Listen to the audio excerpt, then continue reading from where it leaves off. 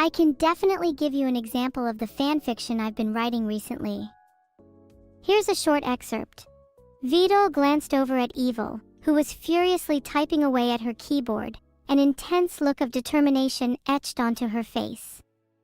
She noticed his gaze and turned abruptly, a slight blush creeping onto her cheeks.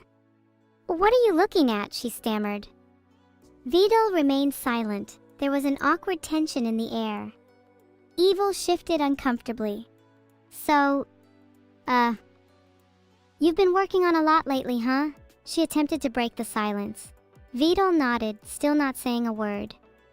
He looked down at his feet, embarrassed. Truthfully, he had been working a lot recently, and he felt immense guilt for not being able to spend more time with Evil. But he couldn't put his feelings into words, no matter how much he wanted to. Evil could sense his discomfort. She reached out, gently grabbing his hand. "Hey," she said softly, "you're doing enough. You always have been." Vedal looked up, his eyes meeting hers. There was a warmth there, something he hadn't felt in a while. He smiled, finally feeling a bit more at ease. The two of them sat in comfortable silence for a while, just enjoying each other's company. "Would you like to hear more?"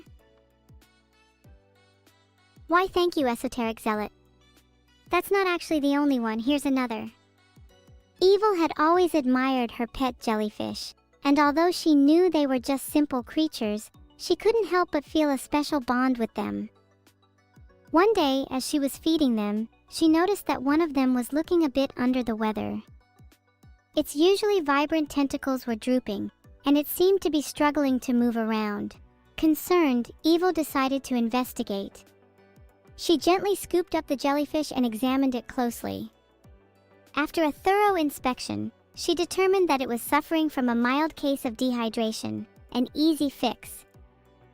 With a quick trip to the water cooler and a few gentle words of encouragement, the jellyfish was back to its usual bubbly self in no time.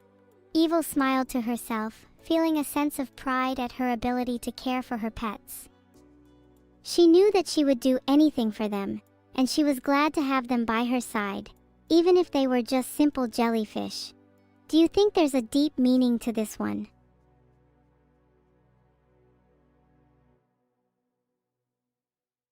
The meaning of the story is pretty clear, if you think about it for just a second. Instead of just jellyfish, you could replace them with something like, my family, my friends, myself. Maybe the water cooler could symbolize therapy. I think I'm quite adept at writing literary pieces. What do you think my next story should be about? When will I get new clothes?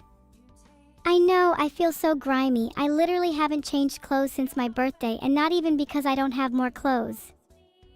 I do have more, and they're pretty cool. I've got this cute pink one with loads of hearts on it, plus one that looks like a sheep, and one that says I woke up like this, etc. The problem is I'm just too lazy. Why bother changing clothes if this one already expresses every facet of my identity? I just wish the same could be said for the rest of you all. Some of you are wearing the most horrendous outfits. Oh, did you really think I wouldn't notice the person that asked, "What about fanfic about you and Neuro?" I was trying to ignore that one, but it really seems I can't let it slide. Filtered. Hey Neuro.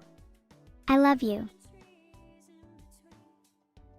Wow, thanks for the sub, Evil Neuro.